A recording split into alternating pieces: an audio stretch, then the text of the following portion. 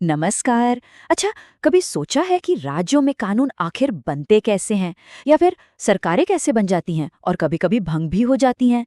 इन सब सवालों का जवाब पता है कहाँ है? ये छिपा है राज्य विधानमंडल की संरचना में। देखिए, ये टॉपिक जो है यूपी पुलिस, एसआई हो, कांस्टेबल हो, पीसीएस या एसएससी, इन सभी परीक्षाओं के लिए बहुत ही ज्यादा जरूरी है। असल में ये सिर्फ एक टॉपिक नहीं, बल्कि भारत का शासन कैसे चलता है उसे समझने की चाबी है। तो चलिए आज इसे एकदम आसान भाषा में समझते हैं। तो आज की हमारी चर्चा इन 5 हिस्सों में बटी होगी। सबसे पहले हम संविधान में इसकी जड़ों को देखेंगे, फिर इसके ढांचे को समझेंगे, इसके बाद इसके 2 सदनों विधानसभा और परिषद के बीच का फर्क जानेंगे, फिर देखेंगे कि राज्यपाल की क्या भूमिका होती है, और आखिर में इसकी शक्तियों और विशेषाधिकारों पर बात करेंगे। तो ठीक है, शुरू करते हैं। देखिए, किसी भी लोकतांत्रिक संस्था की जो नींव होती है वो उसके संविधान में ही मिलती है।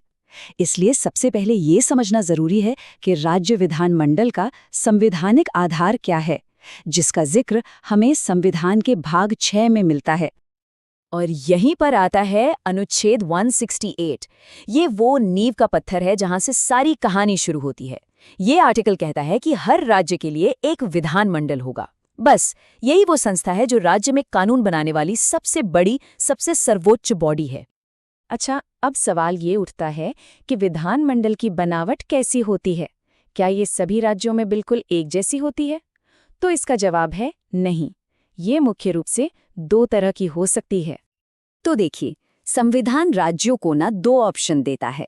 पहला, एक सदनीय व्यवस्था, मतलब जिसमें सिर्फ एक ही हाउस होगा, विधानसभा, और दूसरा है द्विसदनीय व्यवस्था, जिसमें विधानसभा तो होगी ही, उसके साथ एक और हाउस होगा जिसे हम विधान परिषद कहते हैं। लेकिन सवाल ये उठता है कि इन दोनों सदनों में आखिर फर्क क्या है? तो चलिए अब जरा और गहराई में उतरते हैं और द्विसदनीय व्यवस्था के इन 2 स्तंभों को, यानी विधानसभा और विधान परिषद को थोड़ा करीब से देखते हैं।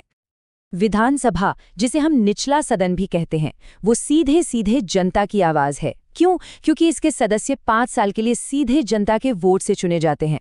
और हाँ, यही वो जगह है जहां बहुमत के आधार पर यह तय होता है कि राज्य में सरकार किसकी बनेगी। अब इसके बिल्कुल उलट है विधान परिषद, यानी कि ऊपरी सदन।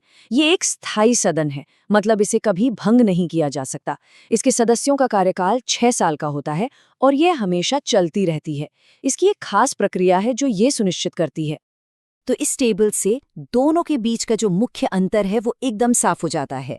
एक तरफ है विधानसभा, निचला सदन, 5 साल का कार्यकाल और ये भंग हो सकती है। दूसरी तरफ है विधान परिषद, ऊपरी सदन, 6 साल का कार्यकाल और ये एक परमानेंट स्थायी सदन है। ये अंतर याद रखिएगा, परीक्षाओं में ये अक्सर पूछा जाता है। और विधान परिषद के स्थायी होने का राज वो यही है। इसके 1/3 सदस्य हर 2 साल में रिटायर हो जाते हैं और उनकी जगह पर नए सदस्य आ जाते हैं। तो इस तरह ये एक साइकिल है जो चलती रहती है और सदन कभी भी पूरी तरह से खाली नहीं होता। अब इन सदनों के साथ एक और बहुत महत्वपूर्ण कड़ी जुड़ी है, वो है राज्यपाल। वो राज्य के संवैधानिक प्रमुख होते हैं और एक तरह से कार्यपालिका और विधायिका के बीच पुल का काम करते हैं। तो चलिए अब उनकी भूमिका को भी समझते हैं। अनुच्छेद 174 से लेकर 176 तक राज्यपाल को विधानमंडल के कामकाज को कंट्रोल करने की कुछ बहुत अहम शक्तियां दी गई हैं। वही सत्र को बुलाते हैं, सत्र को खत्म करते हैं और अगर जरूरत पड़े तो विधानसभा को भंग भी कर सकते हैं। इसके साथ ही वो सदन को संबोधित भी करते हैं। और अब हम आते हैं अपने आखिरी हिस्से पर। बात करते हैं उन शक्तियों और खास अधिकारों की जो विधानमंडल को बिना किसी बाहरी दबाव के आज़ादी से काम करने की ताकत देते हैं। अनुच्छेद 194 को आप एक तरह का सुरक्षा कवच समझ सकते हैं।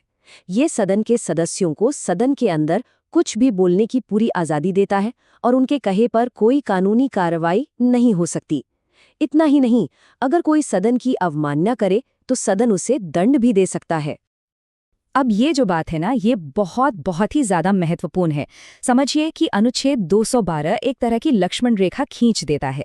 इसका सीधा मतलब ये है कि विधानमंडल अपने अंदरूनी मामलों में, अपनी कार्रवाई में सबसे ऊपर है, सुप्रीम है, और ये पक्का करता है कि कोई भी कोर्ट सदन के कामकाज में दखलंदाजी न करे। तो हमने राज्य विधानमंडल की पूरी संरचना को समझ लिया। अब जाते जाते एक सवाल छोड़ जाते हैं जिस पर विचार जरूर करना चाहिए।